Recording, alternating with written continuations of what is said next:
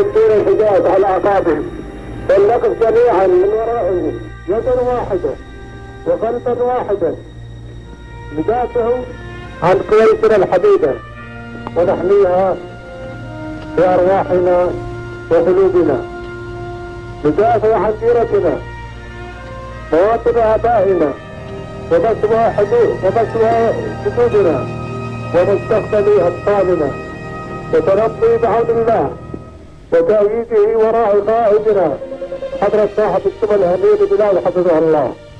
نرد المعتدين ونحاربهم في كل مكان من كويتنا الحبيبة حتى نطهر أرضنا الطيبة من غدرهم وخيانتهم ونردهم على أعقابهم خاسرين. ولسنا وحدنا في المعركة ضد العدوان والمعتدين، فإخواننا العرب معنا وإخواننا المسلمون معنا والعالم كله يقف إلى جانبنا يدين العدوان الغاشم على الكويت ويشبه ويسكره. وفوق هؤلاء جميعا الله معنا، وهو القائل في كتابه الكريم: ولا تهنوا ولا تحزنوا وأنتم الأعلون إن كنتم مؤمنين. صدق الله العظيم. وسيعلم الذين ظلموا أي منقلب ينقلبون. السلام عليكم.